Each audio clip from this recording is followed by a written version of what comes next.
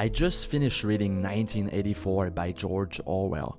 It is a dystopian novel, but what I am particularly interested in is how it applies to our current world.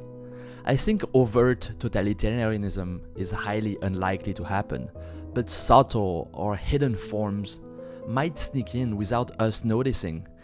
There are three themes in particular that I want to share in this video. The first part is journaling, thinking, writing. In the novel, the emancipation of the hero, Winston Smith, starts with the act of journaling. Journaling is a forbidden activity in the world of 1984 because it equates to self-reflection and thinking. This is dangerous for the party in power, INCSOC, because it wants full control of its population. For example, the official language is Newspeak, a language that has only a limited vocabulary and grammar, so that you can totally control the population because the range of expression is by construction limited. I think the reflection of this in today's world is in the form social media takes. Twitter, TikTok, or even YouTube Shorts. It didn't happen on the vocabulary side, but on the attention span. Everything today needs to be short.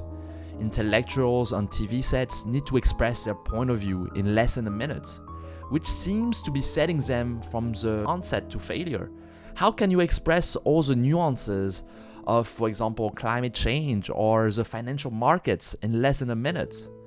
When conditioned long enough to short duration media, people simply lose their ability to focus, and once they lose it, you can more easily control them. The second part I want to talk about is truth. The party wants you to accept statements without thinking.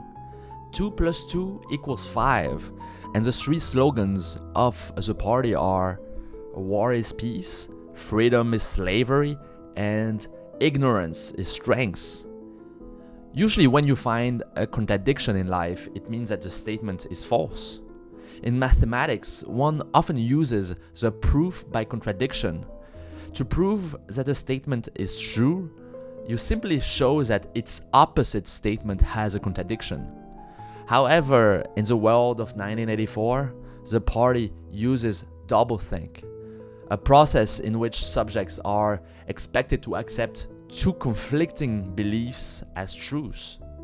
Once they do that, the rationality is gone. They accept whatever the party dictates as truth. If the party says that the war was always against East Asia instead of Eurasia, they will accept it unconditionally, even though it was the reverse only 24 hours ago. I think the moral of this theme is don't accept truth blindly from authorities. Always question the truth. The Enlightenment or scientific revolution was exactly this. If you cannot criticize, you cannot improve the current theories, then there is no progress, only stagnation or regression. The third part I want to talk about is surveillance and individuality and collectivism. In the world of Oceania, you are always watched, whether it is through the telescreen, your colleagues, or even your family members. The personification of this is in the figure of Big Brother.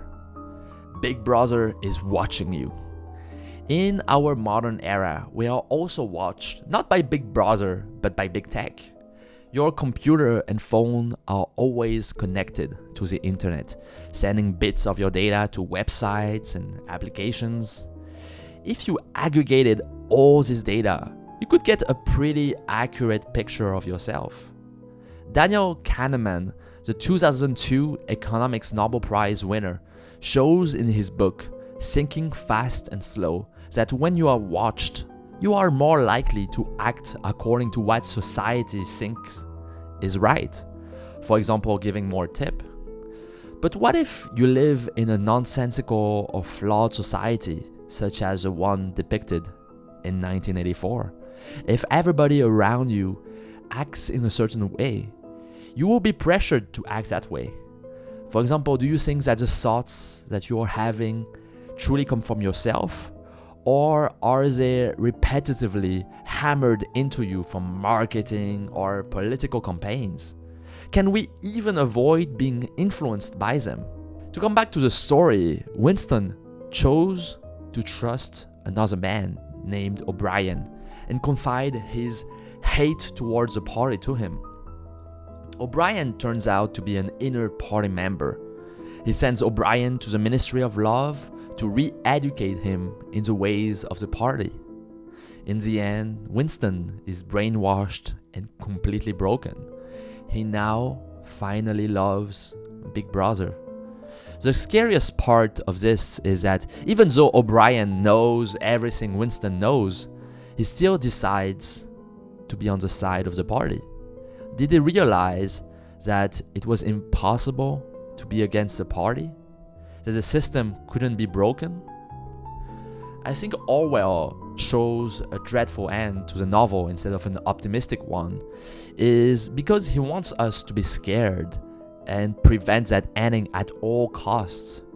We are risk-averse creatures in that we have evolved to be more terrified by losses than by gains.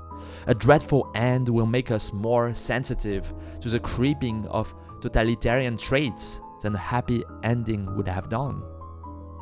And if there was hope, it must lie in the prose.